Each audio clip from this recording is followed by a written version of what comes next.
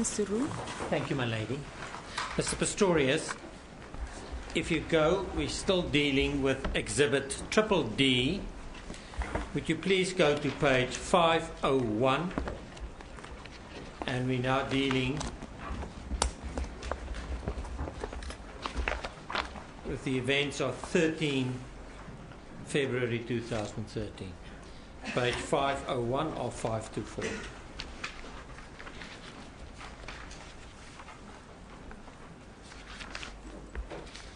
In the middle, it says 13 February, printer time 0808.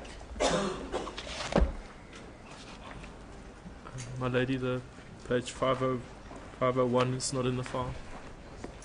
I don't have it either. I don't think we have 501. It's 506, not 501. My file goes 496 to 506. There's a 501, then a 506, then a 507, and then a 521. I don't have 501, my lady. Well, I will read it and see that the page is placed in the file. 13 February 2013 at printer time 8:08. There's a WhatsApp to you from Riva saying, "Good luck with everything today, Baba. Kiss, kiss, kiss. Let me know how things go." What was that about? Was that on the 13th of February, my lady? 13th of February at 10:08, correct time. I had a meeting on the 13th of February in Johannesburg with a financial advisor of mine. So I was in Johannesburg fairly early in the morning to meet with him. And then she also sent you at 6 seconds later a kiss, and you responded by... Mr. Roo, don't you have another copy? And then you may just see, but I will make a copy. I'm just reading from this now, but it should be on the screen. If I may ask them, and I will make a copy available. We'll see that this page will be placed into your exhibit file.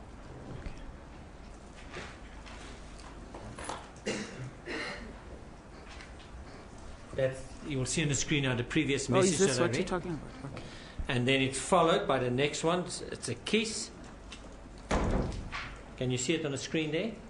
Yes, I can, my lady. And then your response.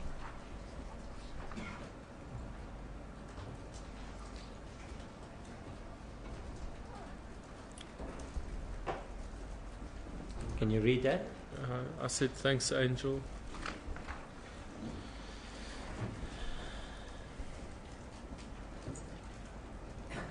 Then page 506, which is in the exhibit file. The first new WhatsApp message.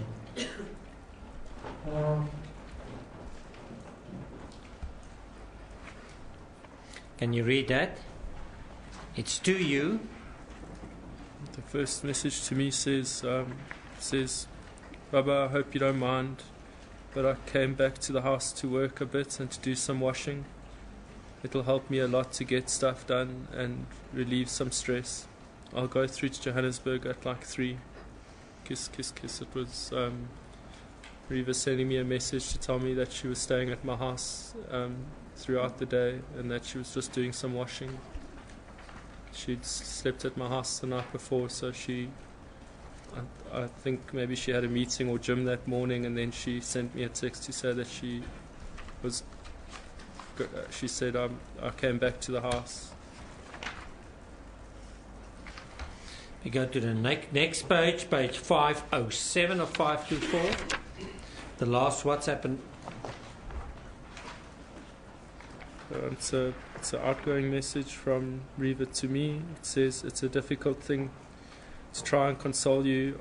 It's a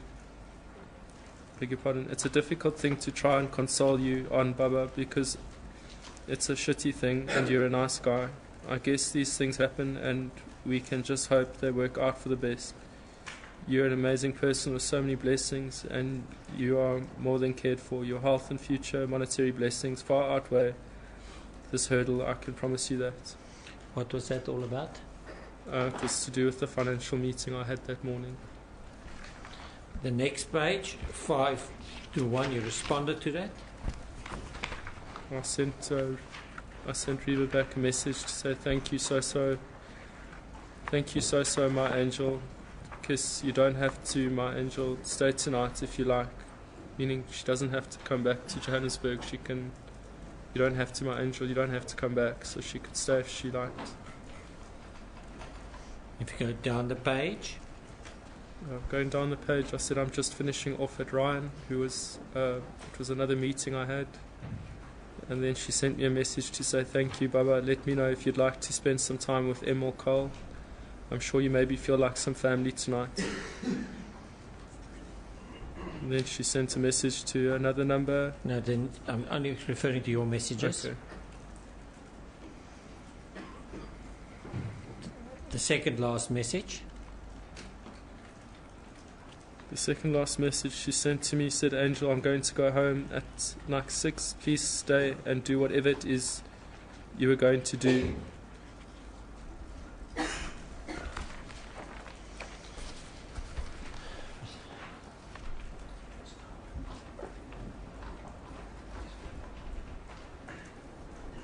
Pistorius, may I also take you to exhibit triple B?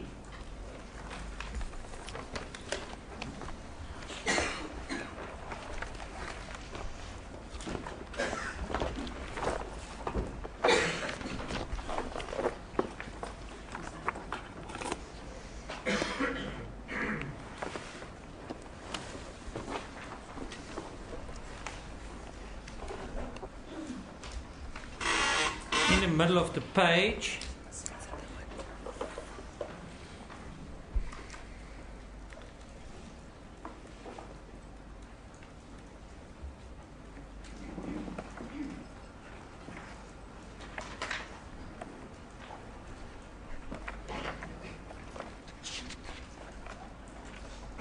there's a WhatsApp on 23 January 2013, printer time 9:13. Could you read that? It's just a message from me to Reva to say I'm just at the physio, Baba. It's just getting medical. What was that all about? I've had issues with my shoulder, my right shoulder, for a while, and I was just receiving medical physio treatment for it. So I was just at the physio that morning. And the next page, marked 477, in the middle again. Printed time 11 February 2013, 14:12. Reva asked if I'm at training, and then I replied and I said I'm not going, my shoulder is stuffed. Is that a reference to the same shoulder? That's correct, my lady.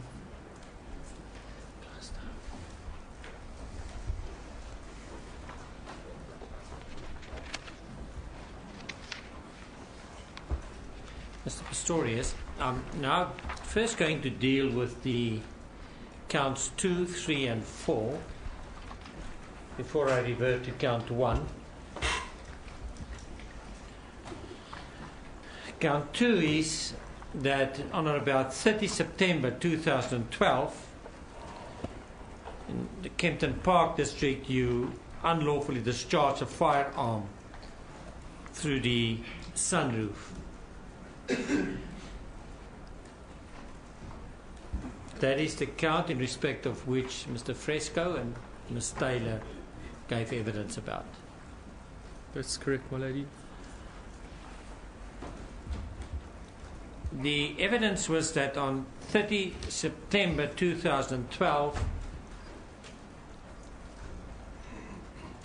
you accompanied Mr. Fresco and Ms. Taylor to the Vaal River. Could you tell the court about that? The previous night, my lady, I'd attended a wedding, and on the morning of the 30th, some friends, Mr. Fresco and Sam Taylor, and another friend of ours drove in convoy down to the Vaal River. We had lunch there. We spent some time out on the water and by the water's edge. And then mid-afternoon we headed back to Johannesburg. We were travelling in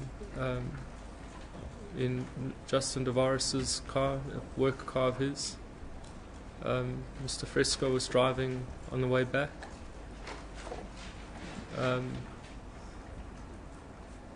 We had to leave. Where did you sit? I sat in the passenger side of the car in the front seat of the vehicle, and Samantha Taylor sat behind Darren Fresco in the back. And then we left in the middle of the afternoon or late afternoon. I had to catch a flight later that afternoon to Scotland. On the way back to the house, on the way back to Mr. Devaris's house, we were travelling to go drop his vehicle off. Mr. Fresco and I had left our vehicles at Mr. Devaris's house. We were about to climb onto the N1 highway near the Vaal River, and we came around a corner just before the on-ramp, and a police officer was standing in the road, and he pulled Mr. Devaris off. Mr. Fresco? Sorry, I beg your pardon. Sorry, Mr. Fresco, that's correct. In Mr. Devaris's car. The vehicle we were travelling in didn't have a registration plate on the front of the vehicle. The police officer wrote an infringement for Mr. Fresco.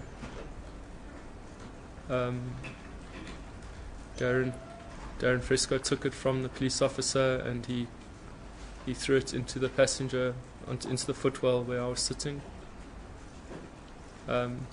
He then climbed onto the highway,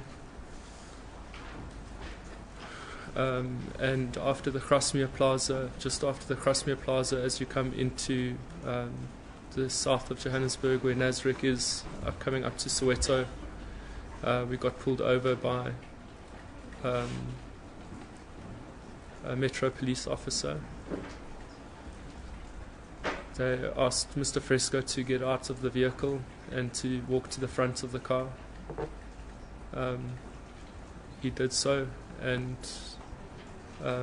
within about a short period of time, a police car arrived from the front that was driving along the skirts of the highway, and a flying squad, I think it was a flying squad or a Metro police officer, traffic police officer, arrived from behind. So there were a couple of policemen that were talking to Mr. Fresco. I had my firearm. I always carried my firearm with me, and I didn't want to get out.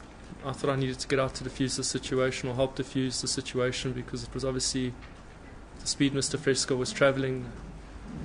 The police were very agitated, and I took my firearm off my person and I put it on the seat of the car, and I closed the door. I didn't want to approach the police with a firearm on me, and I went to them and I started talking with them. The one police officer commented that they had been following Mr. Fresco since the Crossmere Plaza, where they were positioned on the side of the highway, which was several kilometres before where we got pulled over.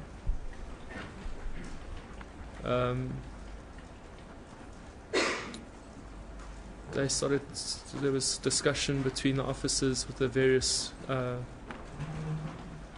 policemen who had come to now see who this person was who was speeding in the manner in which he was. And at that point, a police officer called from behind me where the vehicle was. He was standing next to the car with the door open, and he shouted and he said, "Whose firearm is in this vehicle?" So I left Mr. Fresco with the police officers that he was talking to. They were maybe 5 to 10 meters in front of the car, off the apron of the highway. And I went back to the vehicle and I said to the police officer, "It's my firearm," and I asked for it back. I said, "Please, can I have it back?" And I said to him, I left it in the car for safekeeping. I didn't want to approach the police with a firearm on me. He was aggressive in his manner, and he dropped the magazine out of the firearm. It fell onto the apron of the car door and then into the car. And in the firearm that I had, the safety mechanism works that you can cock the gun and you can drop the hammer with the safety latch, and then you can it's a safety mechanism, and then you can put the safety on again. And he'd taken it off, and he'd ejected a bullet that was in the chamber. He then dropped the firearm on the seat, and he said to me, "Do you have a license?" I said, "I do have a license to carry the firearm." He said, "Why wasn't it on you?" I said, "It's been on my person. I just didn't want to get out in this situation with the firearm on myself." He then lost his temper, and he lit a cigarette and walked away. I was trying to find the bullet that had fallen between the apron of the car and inside the vehicle. I couldn't find it. At that point, one of the police officers... Mr. Pistorius, you'd have to slow down a bit. You're rushing. I'm sorry, my lady. Yes. At that point, one of the police officers that was speaking to Mr. Fresco came over to where I was now, at the passenger side of the vehicle, on the left of the vehicle, because this was now a bit of a scene. This policeman had stormed off, and he lit a cigarette, and the second policeman, who wasn't involved, was trying to help me find the bullet that had fallen into the car.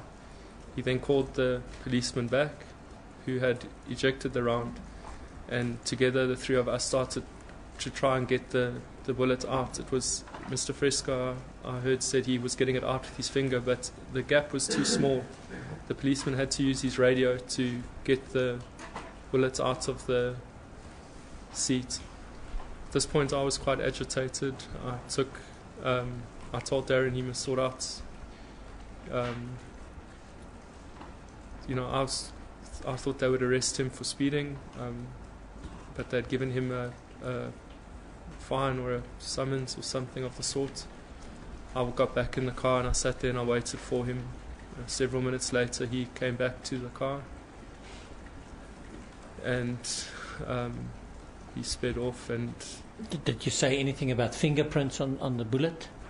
No, my lady. I said to the policeman to come back and help me find the bullet that he'd ejected, because the bullet had fallen into the car. It was lying around the vehicle, and we couldn't leave until I put the bullet back into the magazine. I was agitated in my manner, and I was angry that he'd handled my firearm. After he'd helped me get the round back, I think at that point he didn't want to engage in conversation anymore. He turned around and carried on smoking his cigarette, and the police officer that was with us at the vehicle went back to Mr. Fresco to finish his writing out his speeding fine or his infringement. I sat in the car and I just watched them talk. I don't know what happened between them. I got back in the car, and several minutes later we left. Where did you go from there? This was late afternoon already, my lady, and we went, from what I can remember, I just remember arriving at Mr. Tavares' house. I remember going for dinner nearby Mr. Tavares' house. I think we were waiting for him to get back to Johannesburg. I'm not sure at what time we went to go eat, if it was late afternoon or early evening. And then I left to Scotland later that evening. I don't remember. I actually didn't remember leaving for Scotland that night. My counsel told me that I had, and they checked the dates of where I was in the media and things last year, and they asked me what dates I was in Scotland, and I couldn't recall, and it was actually that day that I'd left, because I started playing golf the next day. The evidence was, albeit at different places and for different reasons, that you discharged the firearm through the sunroof, the open sunroof of the car. That's correct, my lady. What do you say about that? It never happened, my lady. Mr. Fresco and Mr. Taylor said that we went to do paperwork at a gunsmith or a shooting range or something, and the only paperwork that I can remember doing was in October. I don't remember filing any paperwork in September.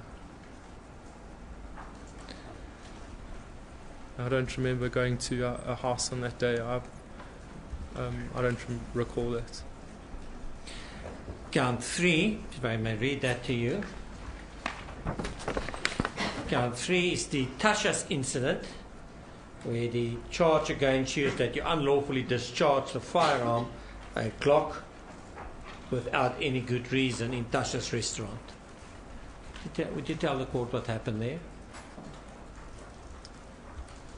My lady, a friend of mine arrived from the UK. He came to train with me.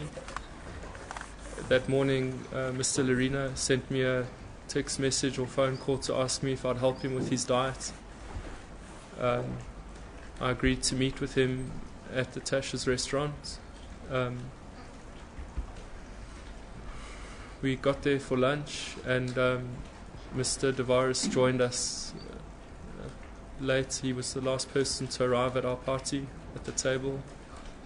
Mr. Rooney who was there? Can you just repeat? Mr. Rooney sat to my right. There were 4 of us. Mr. Lorena sat opposite me across the table, and Mr. Fresco sat adjacent to me. You referred to Mr. Devaris, who came late. I'm terribly sorry. Who was it who came late? Mr. Fresco arrived late. Mr. Devaris was never there. Sorry. We began chatting and talking over lunch, and I was helping Mr. Lorena with things with his diet, and I'd been looking at purchasing a similar model to the model firearm that Mr. Fresco had. It was a lot smaller than the one that I had, and at a point in the lunch, it was stupid of me, and I asked him if he'd pass me, if I could see his firearm. I wanted to see if it had a slide, a groove on the front of the firearm for an attachment for a flashlight. I asked him to pass me his firearm, and he did so after he was busy with it, and I took it from him. I was sitting in the corner, and I wanted to double check or make sure that the firearm was safe, meaning that it didn't have a round, it wasn't loaded, and as I checked the chamber, a round came out of the breech, and the next thing I knew, a round went off, the firearm discharged. I was overcome with fear that somebody may have got hurt. So I looked around, the whole restaurant went dead quiet. I couldn't really believe what had happened. I was quite angry initially that Mr. Fresco had handed me an unsafe firearm, one that had a magazine in and one that had a round in the chamber, and I said to him, what if somebody got hurt? Take your firearm back, and I gave it to him under the table. I didn't want to keep his firearm with me, and I handed him his firearm back. At this point, people had started talking again in the restaurant. I think people thought that it was an explosion in the kitchen of some sort. I couldn't actually believe what had happened, and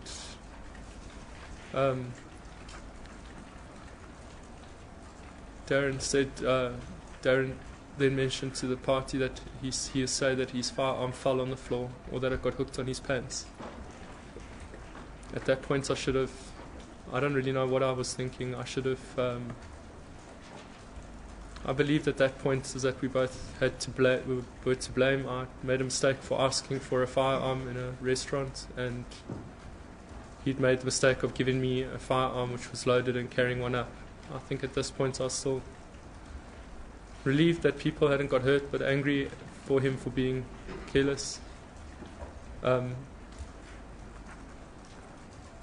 He told me not to say anything. A couple of minutes passed and Mr. Lupus came over to our table. He asked what had happened. Just before that, did you say anything about the media? Not at that point. I said to, I didn't really speak much, to be honest. And then I sat there. I said to Darren, I said to him, does he realize how stupid this was? And I couldn't afford for it to get out, meaning I couldn't afford for it to be, if it got out, people would be talking about it. It would get misinterpreted in the worst way possible. It would look as it was as a careless incident. I didn't mean for it to happen. And I said to him, do you understand the severity of what's happened? He carried on saying to me that he would take the blame, that he'll say it got hooked on his pants, that he said that it fell on the floor. He was coming up with excuses. Mr. Lupus came to our table and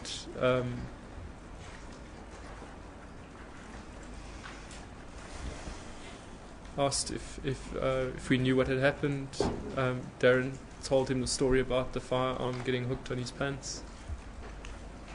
I immediately said to Mr. Lupus, I'm sorry, it's my fault, and I'll pay for the damages. I did this on many occasions till the time we left. I didn't want to elaborate on it. I didn't really want to talk about it. I just said to him, it's my fault. I'll pay for the damages. I'm sorry about what happened. At that point, I was just very relieved that no one had got injured or worse.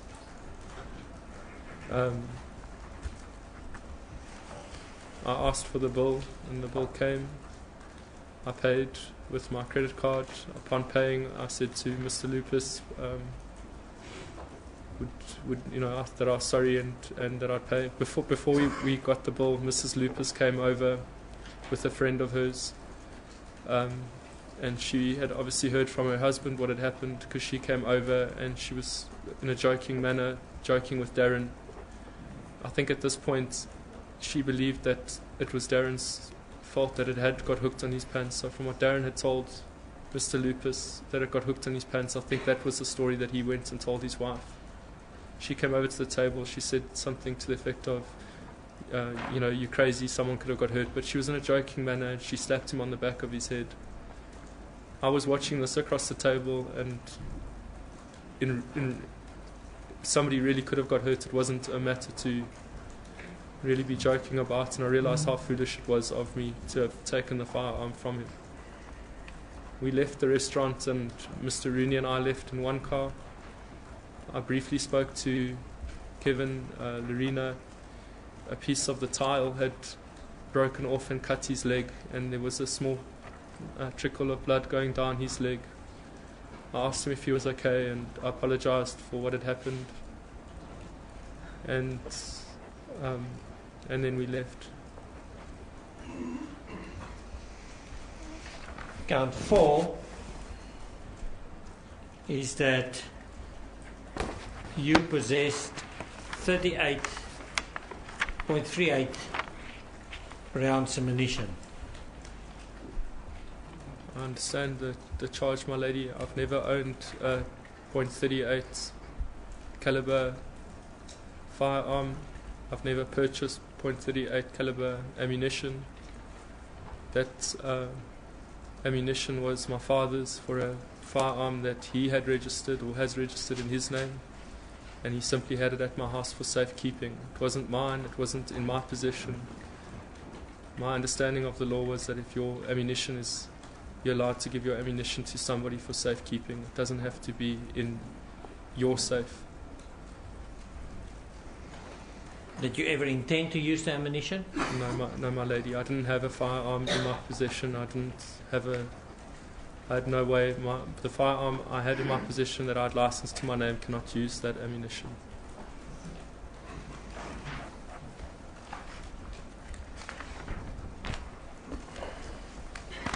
Mr. Pistorius, I'm taking you now to the events of the 13th of February.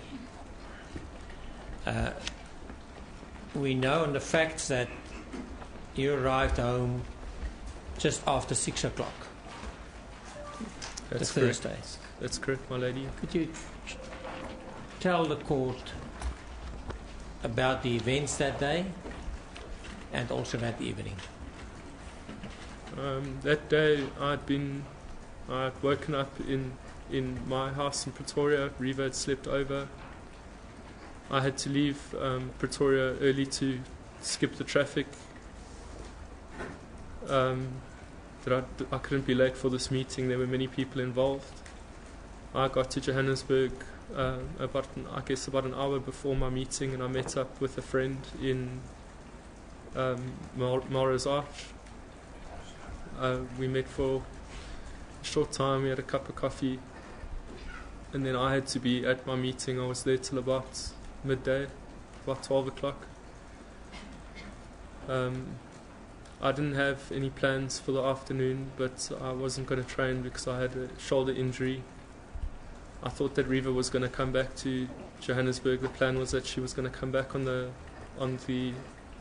13th, and I thought maybe after my meeting I'd give her a call and see if she was doing anything.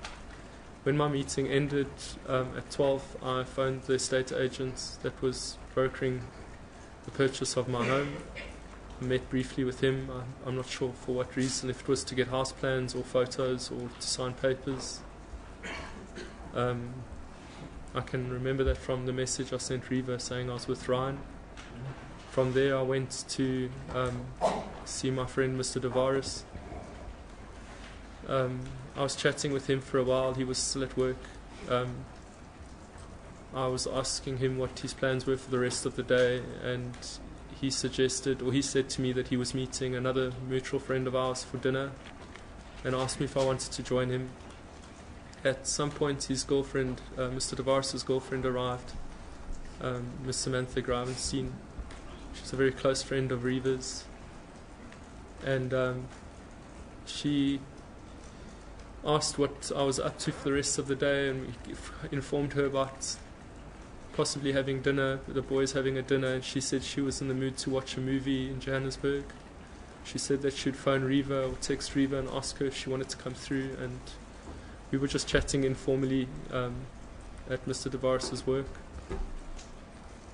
I phoned Riva, and there were texts that went back and forth between us. She said to me that she was just going to finish her washing and then she was planning on coming back to Johannesburg. She asked me after my day if I wanted to spend time with my sister at home. I can't remember the exact words in the messages, but I said to her that I don't mind what her plans. If she wants to stay, she can stay. I don't mind if she wants to come back. We could do something there. When I spoke to her on the phone, she told me that I was aware that Sam had asked her if she wanted to watch a movie in Johannesburg. Sam told me that Riva had said to her that she didn't want to come back. She was thinking of staying the night again at my house in Pretoria. And then I decided that I was too tired, that I didn't want to stay in Johannesburg and go for dinner with Justin and our mutual friend, that I would rather return home. And in that process, Riva asked me if she'd like me to cook us dinner. She then, from the telephone correspondence, she messaged a friend of hers to say that she was staying the night at my house and that she wasn't going to come back to Johannesburg. And from other evidence, she left the estate and went to go get dinner. She went to go get food for dinner, and I arrived home shortly after 6 o'clock.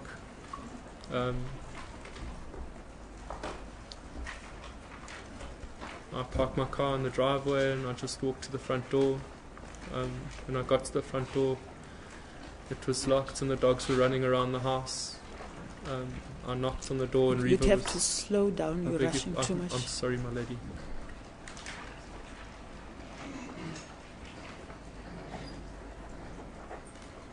Yes. I arrived home and Riva was preparing dinner in the kitchen. I chatted to her for a short time. I went upstairs, then I wanted to get out of the clothes I'd been in for the day, and I went upstairs and got changed and showered.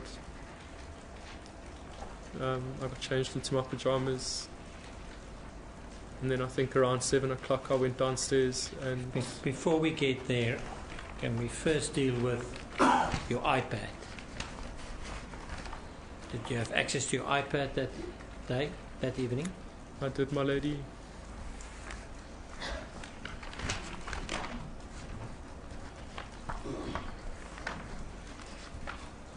When was that? I had access to it the entire day. I'm talking after arriving back at your house. From the time I arrived home, Riva was preparing dinner. I was talking to her on my iPad. I was surfing the net. I was looking at cars that I had wanted to get around to during the day to have a look at. And when I went upstairs, as I was drawing the bath, I was on my iPad. I lay on my bed and took off my suit. I then sat in the bath for a while. I can't remember if I was on it then. And then as I got out of bed for a short time thereafter, I was on it. We went down to dinner. I stopped using it. We were sitting and chatting. Well, if we can just go back there is an exhibit, WW.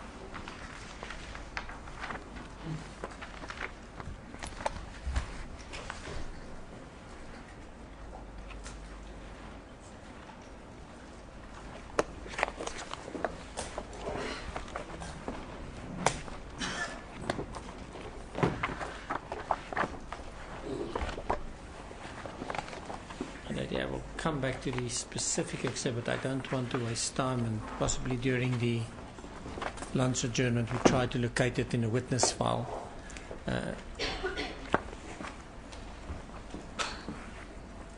Mr. Pistorius, I will come back later to your surfing on the web and what you accessed and what you did not access. The exhibit is not available now, so let's move on from there.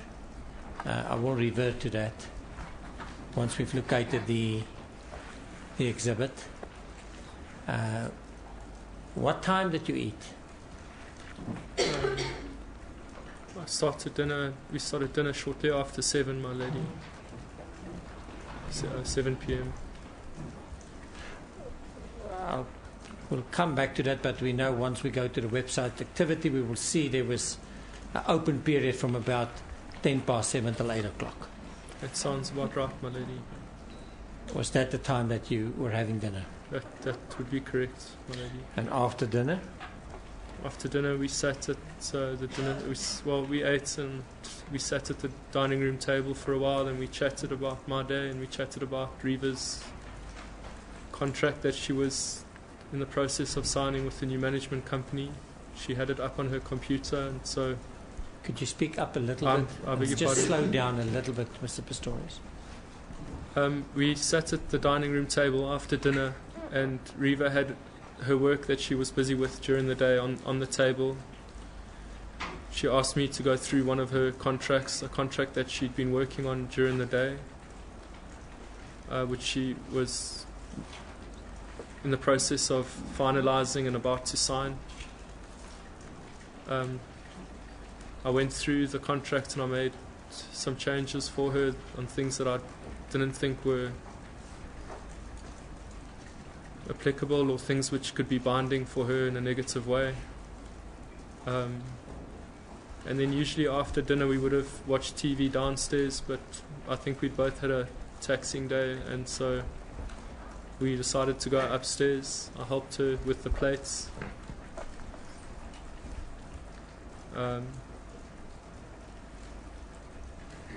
Whilst we were taking the plates from the table, Reva asked me if I'd like anything to drink, anything warm to drink. I can't remember if I asked her for coffee or tea or what it was, but I said yes, and I went back upstairs.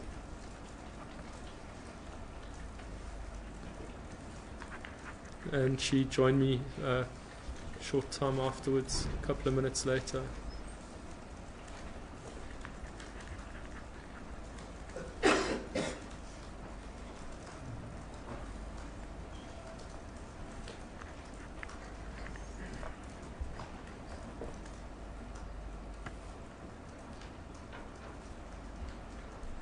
Can go on.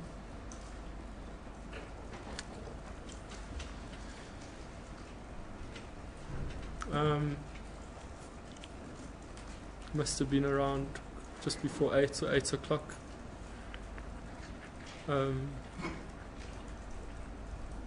I came into my room and I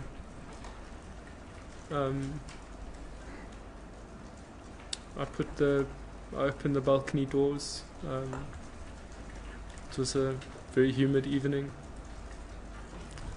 They'd been working on my house for some time, and the air conditioning was one of the things that they needed to fix. There was some fault with it. So at the time the air conditioner wasn't working. Can I just stop you, please? Yes. You mentioned your room. I'm not sure what you meant by that. My bedroom, my lady. Bedroom. Yes, my lady. Thank you. Your bedroom's on the first floor of the house. Correct, my lady. My bedroom's on the first floor.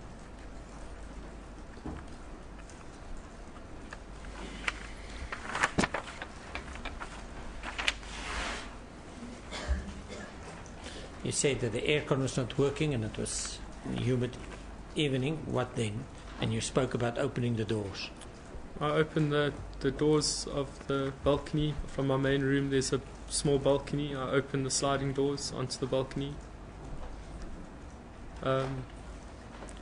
There's two fans. There's a steel tripod stand fan, and there's a small plastic fan, a floor fan.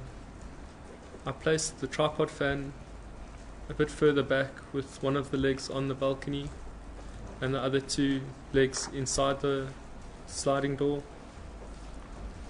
I placed the small fan pretty much in between the legs of the larger fan, the tripod standing fan.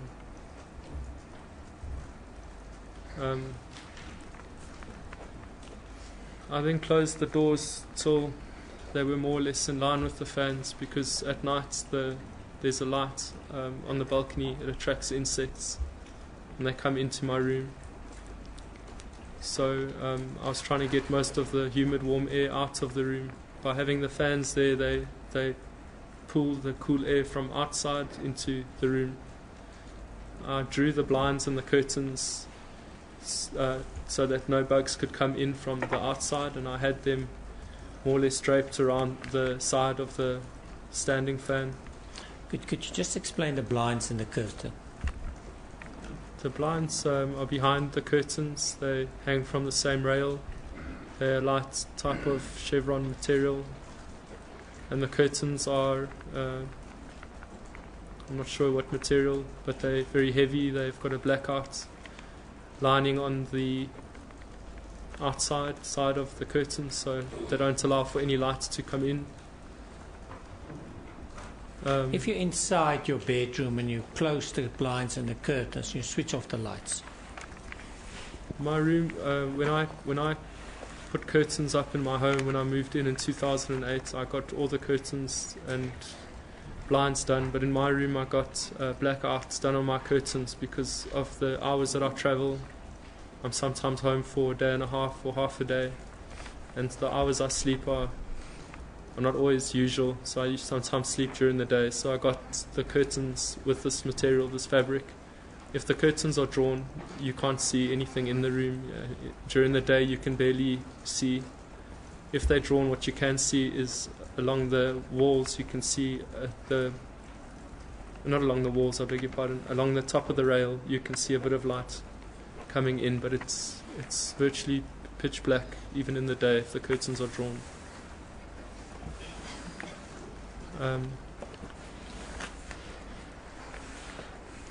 So you've put the fans outside a tripod and a smaller fan. That's correct, my lady. And I then drew the curtains, which were around the fans. I don't think at that time I'd probably just left the blinds where they were, but I drew the curtains to hang over the fan so that no insects could come in. You could see a bit of light through where the top fan was, but very little in the room. But at that point, the bedside table lamp light was on. One of the lights in the room was on. I don't recall if it was the bedside lamp, but one of the lights in the room was on. At that point, Reva came into the room, and I took my drink and I put it down on the bedside table.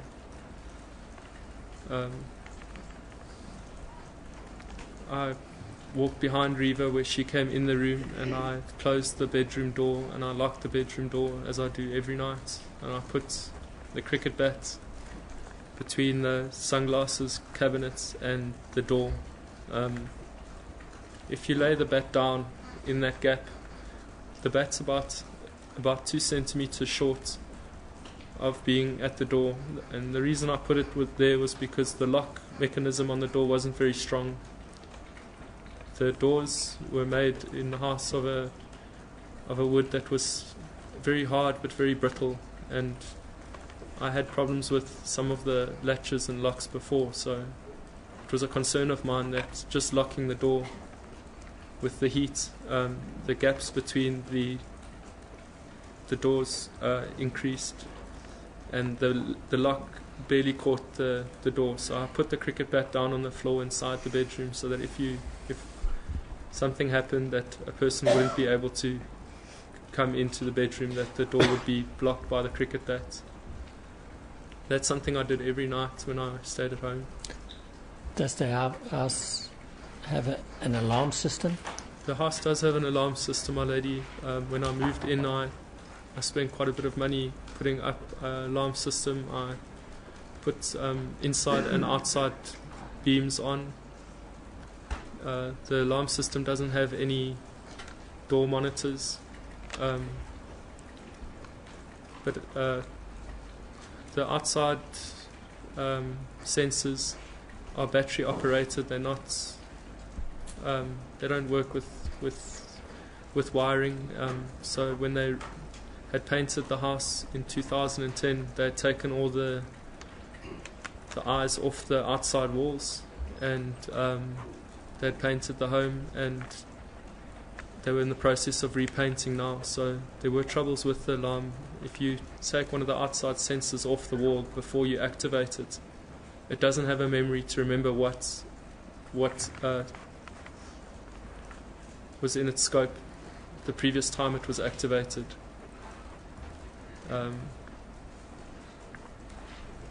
But I did have an alarm. I put it on every night. It activated with a remote, which was on my house keys. So after I put the cricket bat at the door, I just push a button and the alarm would make a noise to indicate that it was activated.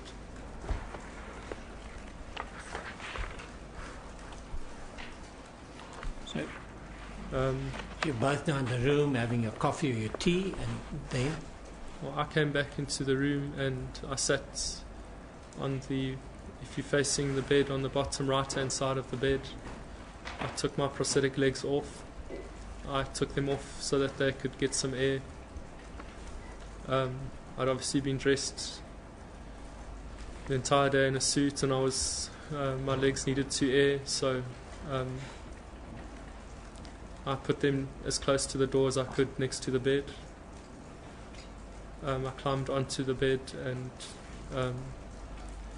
Reva jumped onto the bed, or got onto the bed as well, and we sat chatting. The TV was on. I was texting my cousin in Port Elizabeth. Reva was on her phone, busy on I think it was on a social network or on a application. She was showing me pictures every now and again on a photo application of cars and of interior decorating, things that she liked. At a point I was texting my cousin back and forth, and I thought maybe I should just phone him, and I called him. What is his name? My cousin's name's Graham Binge, my lady. He's my mother's sister's son. We grew up together, and he was coming up for a business engagement. We were chatting. We got onto the topic of cars, which was a mutual interest of ours, and that was a conversation I had with him regarding his Golf GTI, which I said to him wasn't a safe vehicle for him to come up to Gauteng with. Whilst him and I were on the phone, I was lying down in the bed earlier in the evening, but whilst I texted him, I lay down at the foot of the bed. Whilst I was on the phone, Reva got out of bed and she started doing stretches and yoga on the floor, like yoga exercises on the floor at the foot of the bed. I had the phone on speakerphone and I was chatting to my cousin. Every now and again,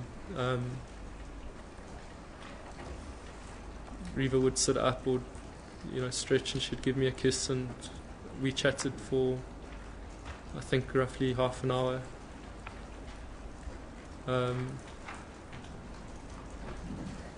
As I was saying goodnight, or the conversation was coming to an end, Reva got up and she walked to the bathroom. When I finished the phone call, she called me to come brush my teeth. So I walked to the bathroom without my prosthetic legs on, and I brushed my teeth. Whilst I was busy brushing my teeth, she went back to the bedroom. When I came back to the room, she was lying in the middle of the bed, and I walked to the closer side of the bed. If you look at the bed on the left, earlier on in the evening, when I got home, when I got upstairs, I'd taken my firearm and I'd placed it next to under the bed, next to the pedestal. And so kind of the bed's got, the bed base is a furniture base, and it's got 4 legs, and the bedside table touches the floor along its entirety on its base. So I put it around the corner under the bed. So when I came back to bed, I climbed onto the left-hand side of the bed.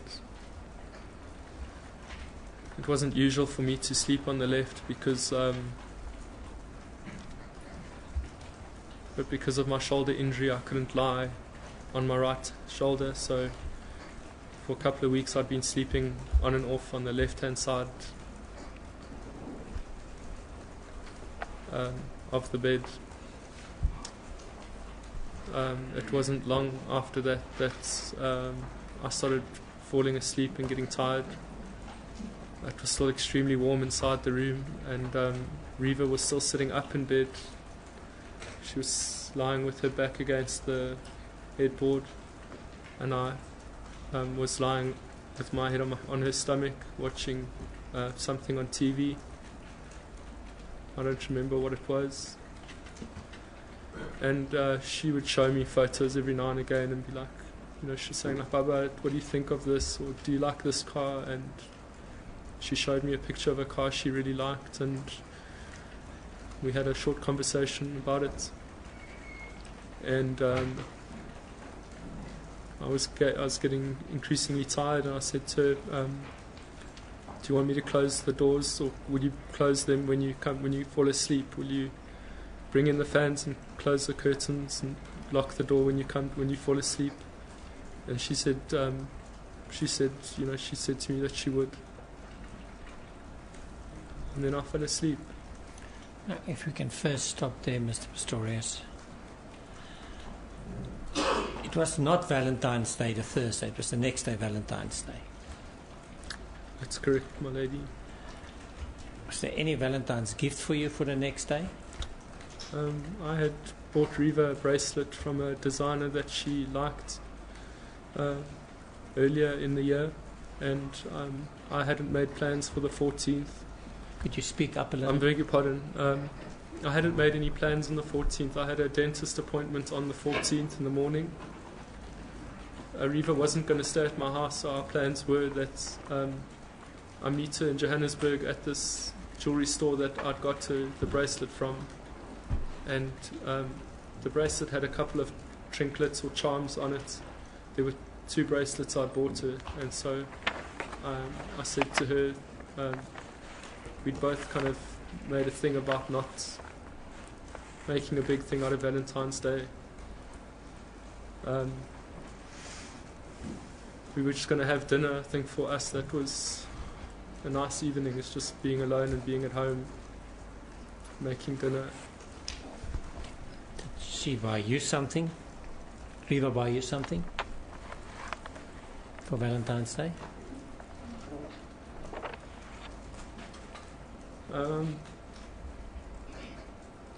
I got home on the early evening on the 13th, and there was a wrapped present on the kitchen counter with a card that said Aussie. And when I walked in the kitchen, made as if I was going to open it. It had red and pink and white wrapping paper, and Reva told me I'm only allowed to open it the next day, so I didn't open it. And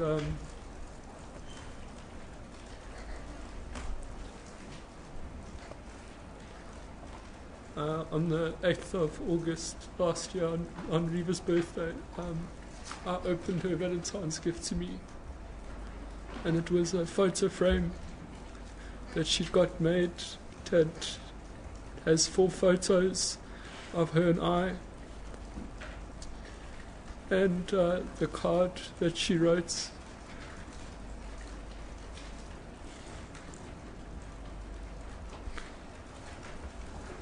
Mr. Pistorius, returning now to you in bed now, you're falling asleep, you were now without your prosthetics, your prosthetic legs, your prosthesis. That's correct, my lady. Did you wear any clothes? I had a pair of men's training shorts on, basketball shorts on, and I had a grey vest. When I took off my prosthetic legs to climb into bed, I'd taken my vest off and placed them on my prosthetic legs.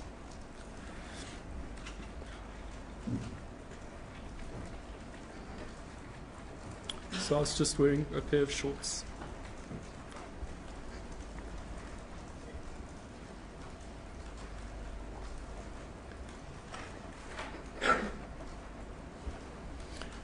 Lady, I've asked for a very short adjournment. It is just for a process to take place, to show to the court what the position is without his prosthetic legs. It's how short? 5 minutes, my lady. It's just to get proper clothing on. 5 minutes? 5 minutes. Court to the chair.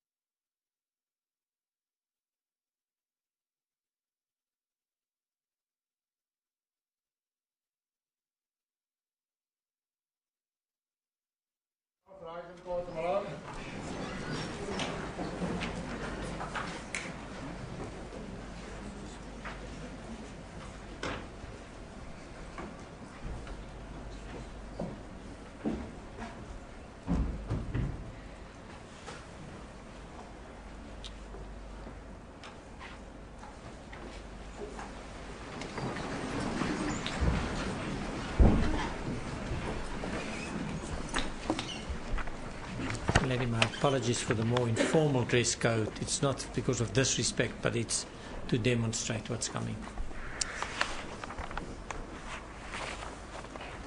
Yes, thank you. Please. Mr.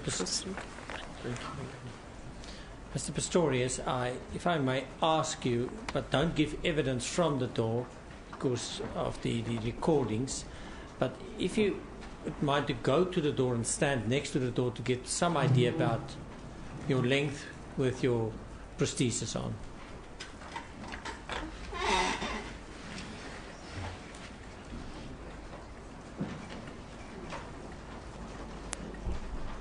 Would you now take your prosthesis off and stand next to the door?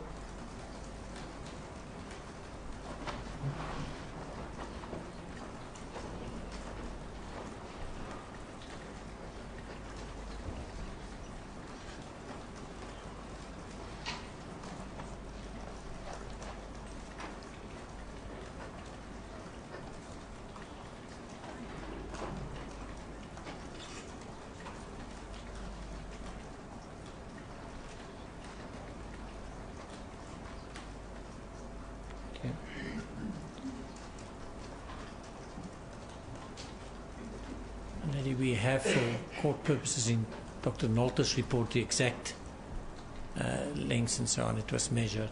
Yes. This will be relevant for the second part of his evidence as well.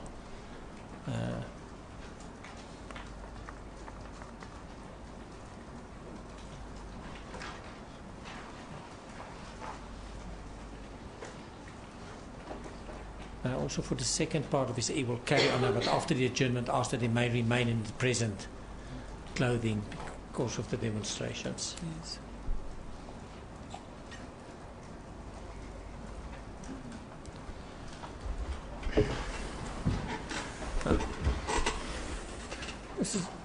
We stopped at the point where you said that you fell asleep. Can you take it then from there? What time was it more or less when you fell asleep?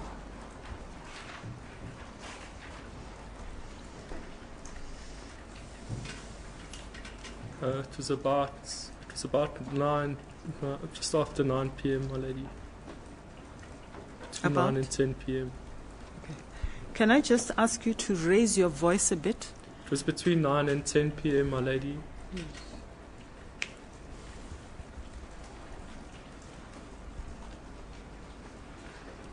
Then you go from there. Did you wake up again later on? I woke up, my lady, in the early hours of the 14th of February. It was extremely warm in my room. I sat up in bed.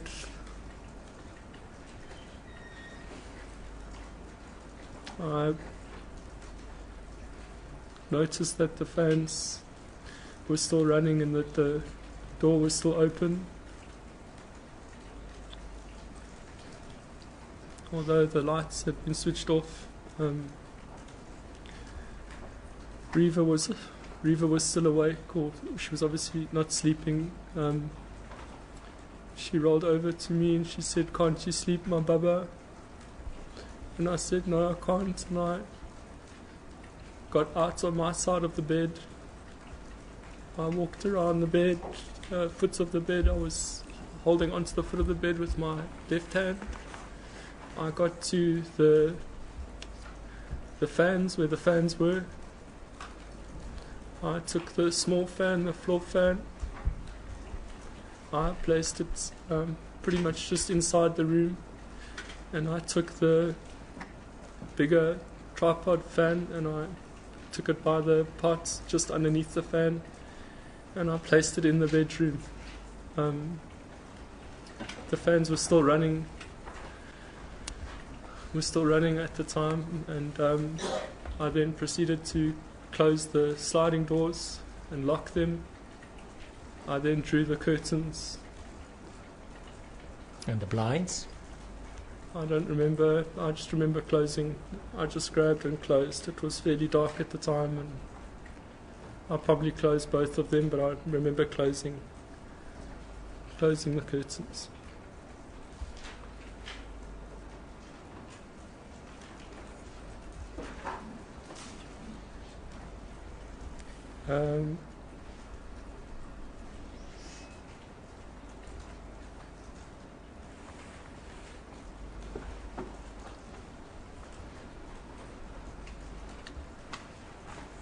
I came into the room at this point. The only bit of light that was in the room was a little LED light on the amplifier where the TV cabinet was. It was a little blue LED light. And I could see a pair of jeans that were on the floor, of Reva's jeans. I picked the jeans up and was going to just place them over the amplifier, over the lights.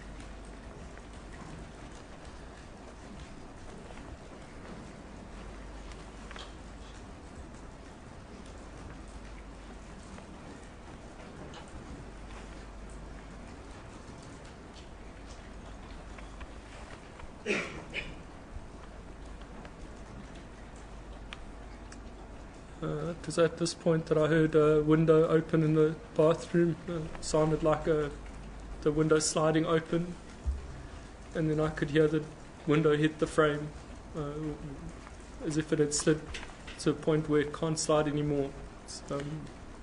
Is the wooden frame window? It's a wood. All the frames in my house and doors are wooden frames, lady. That is the window referred to in the evidence of the photographer. That is correct, my lady. Where's that window?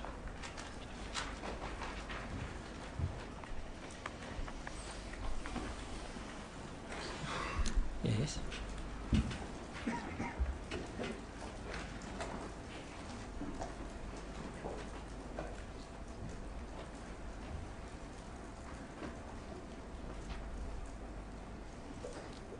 What did you think at the time, Mr. Pistorius?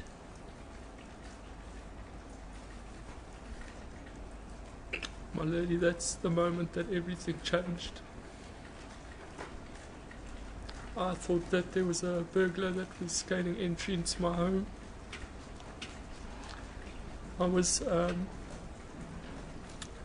the side of the room where you'd first have to cross the passage which leads to the bathroom. I think initially I just froze. I didn't really know what to do. I'd heard this noise. I interpreted it as being somebody was climbing into the bathroom. There's no door between the bathroom and my room. It's all one. There's a passageway, but there's no door. There's a toilet door, but there's no barrier between me and the bathroom. It's one room. I immediately thought that somebody, if they were at the window to where the entrance of the passage was, could be 3-4 meters. They could be there at any moment. And the first thing that ran through my mind was that I needed to arm myself, that I needed to protect Reva and I, that I needed to get my gun.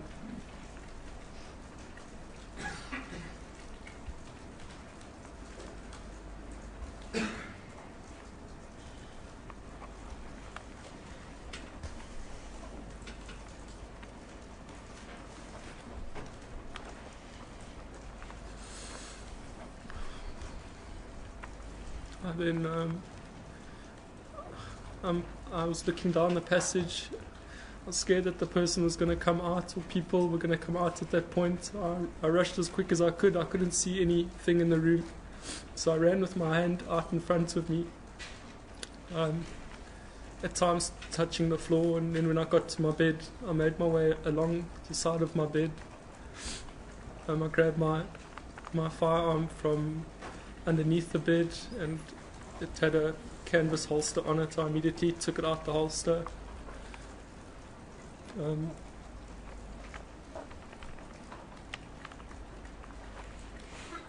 that point, I wanted to just put myself between, get back to where the passage was, so that I could put myself between the person that had gained access to my house and Reva.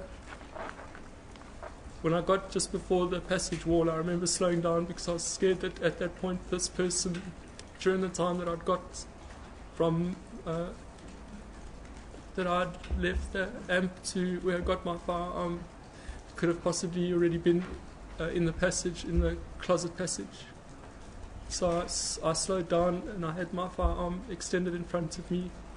If I meant Just as I left my bed, I whispered for Reva to get down and phone the police.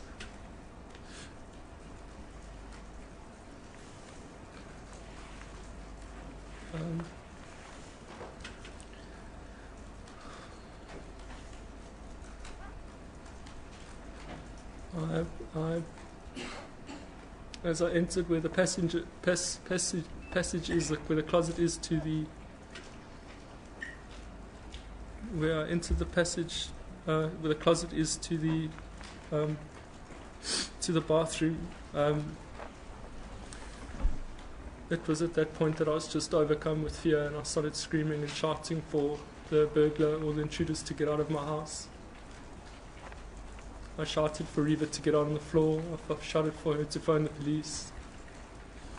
I screamed at the people, the persons, to get out.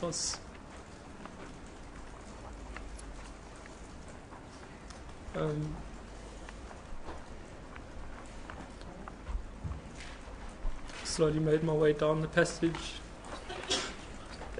constantly aware that this threat, these people or persons, could come at me at any time. I didn't have my legs on.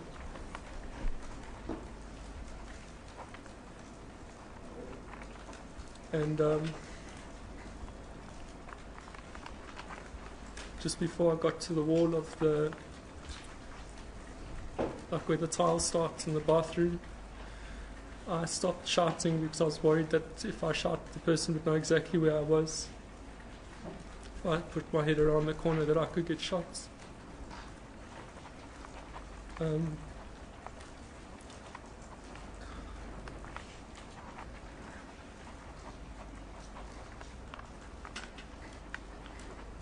Just before I got to the passage of the bathroom, I heard a door slam, which could have only been the toilet door.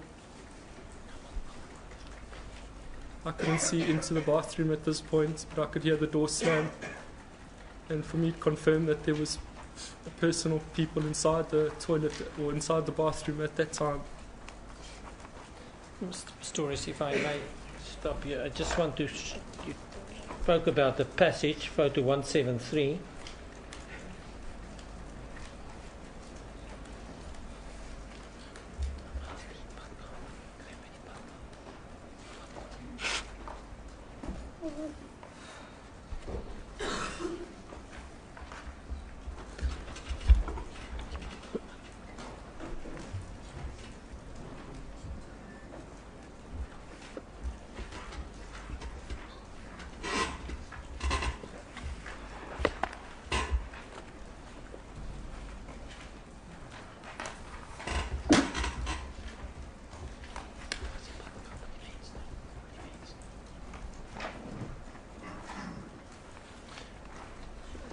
Pistorius, can you look at photo 173?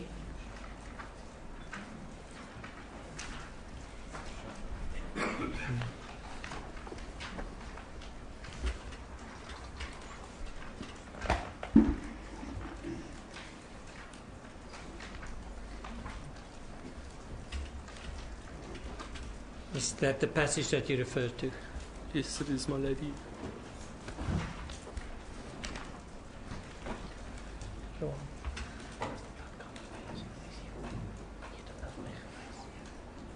And if I may ask you to look at photo 111 to identify the bathroom window.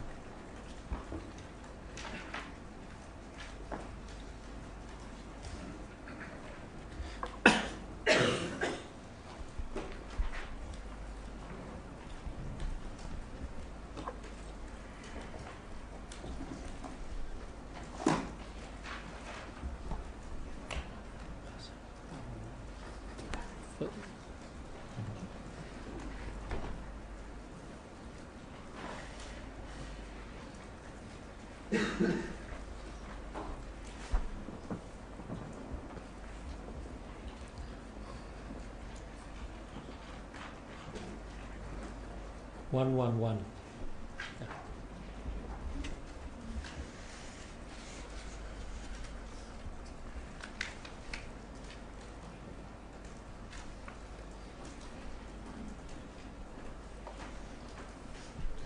Pistorius, is that the bathroom window that you referred to? That's correct, my lady.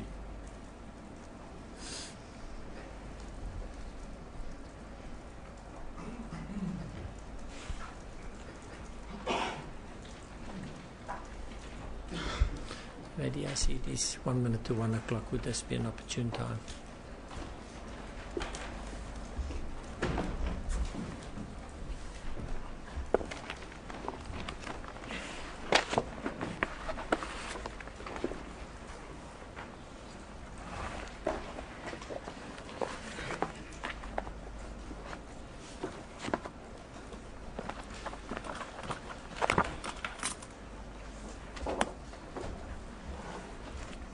We'll take a lunch adjournment. Court will adjourn. Carry out private court.